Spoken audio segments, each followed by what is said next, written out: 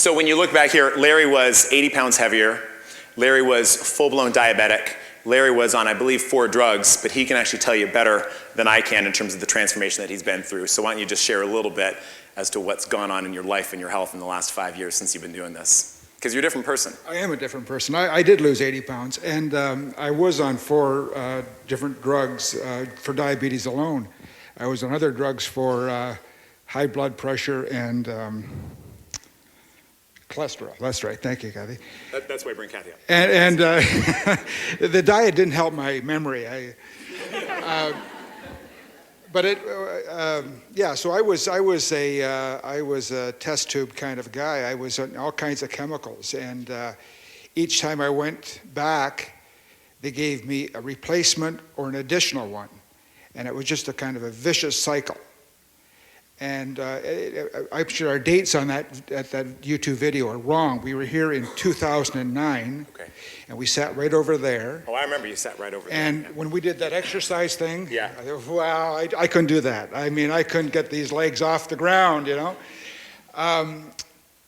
But anyway, so we went to the seminar. We read the book. We did it for about 2 months before we actually started the program. And it gave us time to kind of discuss it, to read the book, to really understand the book.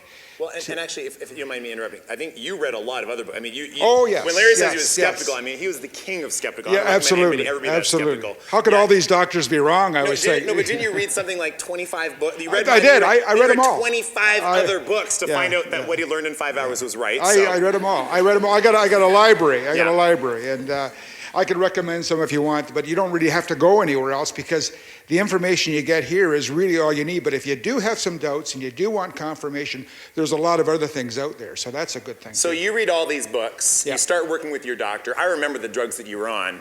I mean, where are you at now in terms of the drugs that you're on, the diagnosis that you would have or don't have with your blood pressure, with your diabetes? Because you've actually worked with your MD and seen some huge changes. Oh, absolutely. And I have my blood pressure's normal, my cholesterol's normal. I'm at a non-diabetic level, although I still believe I am a diabetic. I just don't take drugs. I manage it through diet, and it works. My cholesterol and my A1C and all that is in the normal range. I believe your doctor said that if you came in now as a patient, that your doctor would not consider you to be diabetic. He said, if he didn't know me, he said he would do that. You know? But I think I still am diabetic type of thing. You know? And that's a huge tip for people because, again, you started this 5 years ago, and one suggestion that I always have for people is that you need, I mean, there's really nothing wrong with living as if you have a disease. I mean, the way that I would eat would be as if I'm trying to beat some disease, I'm trying to beat diabetes or trying to beat cancer. So it's not bad having that mindset. At the same time, here's clearly a person that doesn't look very diabetic to me anymore. Do you see that? Yeah. Right, give him a round, give him a round. And then Kathy, you know, look at Kathy. Look at Kathy's old sweetheart picture here. That's unbelievable. But just real quick, because what's changed for you?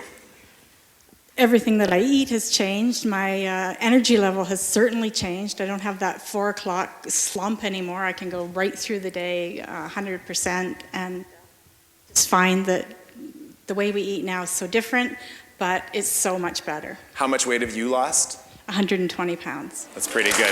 Thanks, guys. Kate has a little treat for you guys. Thank you.